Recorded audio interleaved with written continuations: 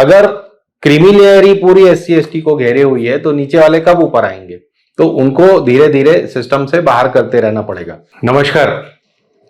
हमारे देश में तरह तरह के फैसले होते रहते हैं कोर्टों के।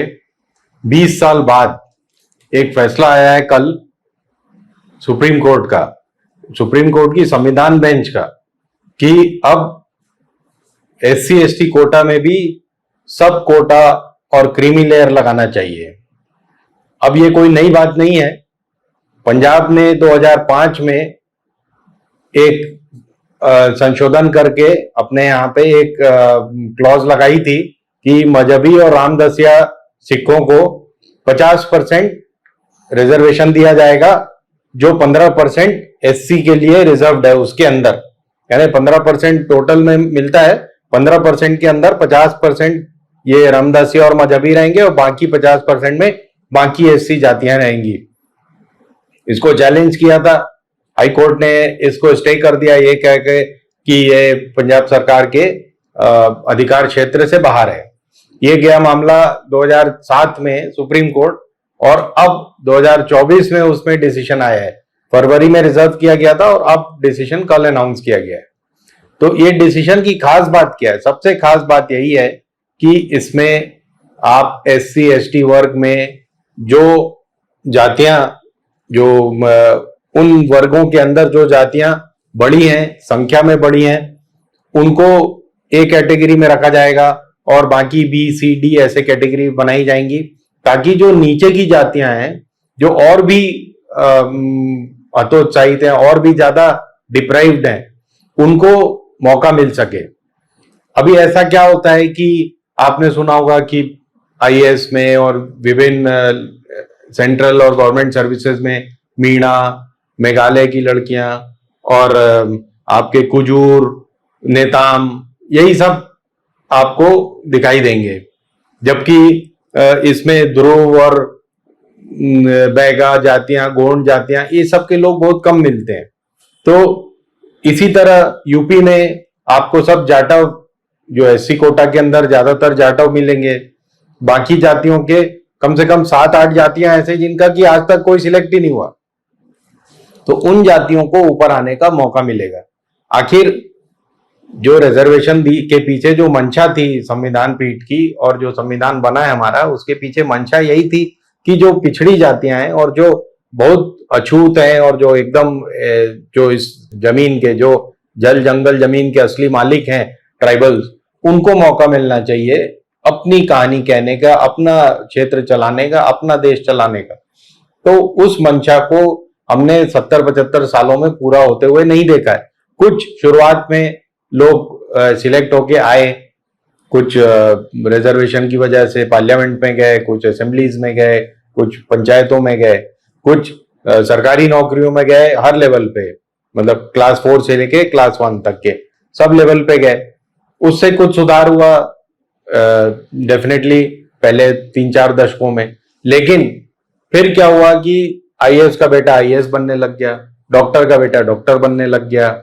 तो ये एक बार जिसने रिजर्वेशन का फायदा उठा लिया, उसका परिवार तो आगे निकल गया, उसका समाज नहीं निकल पाया। तो ये जरूरी है।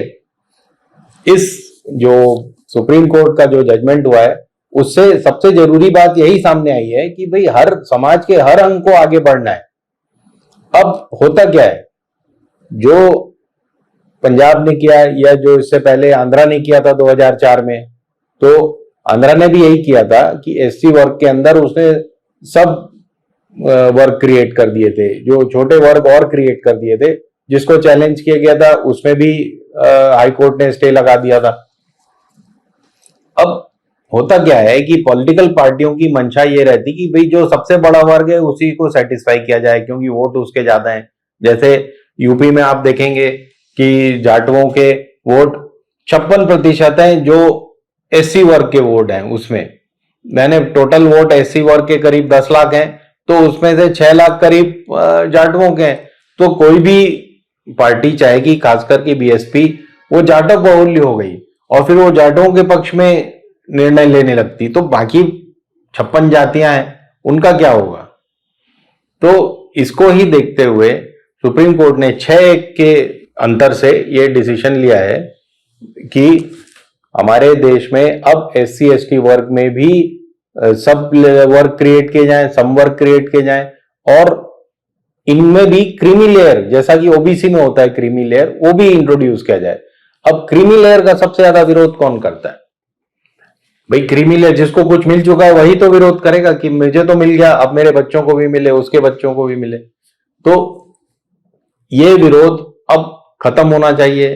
राज्य सरकारों को सोचना पड़ेगा कि अपने अपने क्षेत्रों के जो अति पिछड़े, और भी जो उन्हीं जातियों के अंदर जो पिछड़े हो गए हैं, जनजातियों के अंदर और पिछड़े हो गए, उन्हें कैसे आगे लाया जाए, उन्हें किस तरह से बढ़ाया जाए, उन्हें किस तरह से रिजर्वेशन का फायदा दिलाया जाए।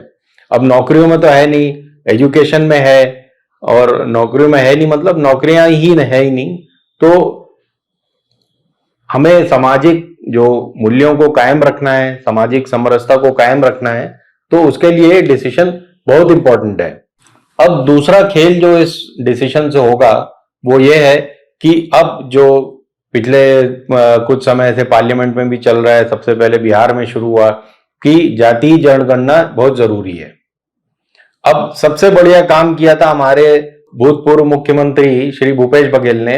इन्होंने हाईकोर्ट में रिपोर्ट दे दी कि हमारे यहाँ जाति जनगणना हो चुकी है और ओबीसी 42% है। उन पूरे देश में सेंसस नहीं हुआ है, लेकिन माननीय बघेल जी ने सेंसस कर डाला पूरे छत्तीसगढ़ में, और बता भी दिया हाईकोर्ट को कि हमारे यहाँ 42% ये हैं, 12% वो हैं, और एसटी हैं 8%, सब बता दिया उनने।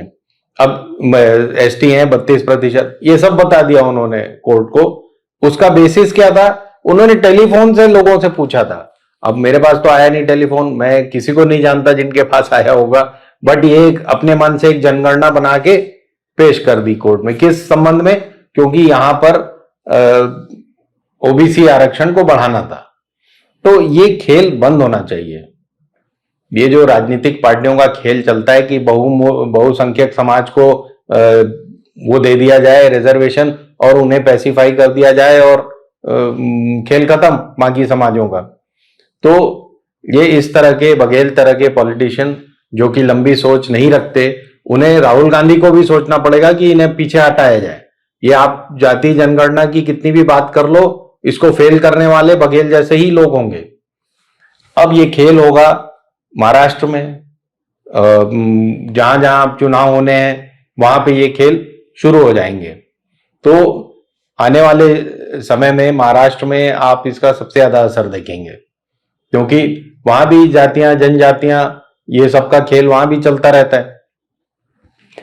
अब मेरा अपना सुझाव है कि जो भी रिजर्वेशन किया जाए, अब हम इस बात पर सब सहमत हो गए हैं कि भाई हर जाति को और हर जनजाति को जो पिछड़ी रह गई है उसको रिजर्वेशन का फायदा नहीं मिल रहा है किसी भी चीज में, पॉलिटिक्स में भी और एजुकेशन और एम्प्लॉयमेंट में भी नहीं मिल रहा है।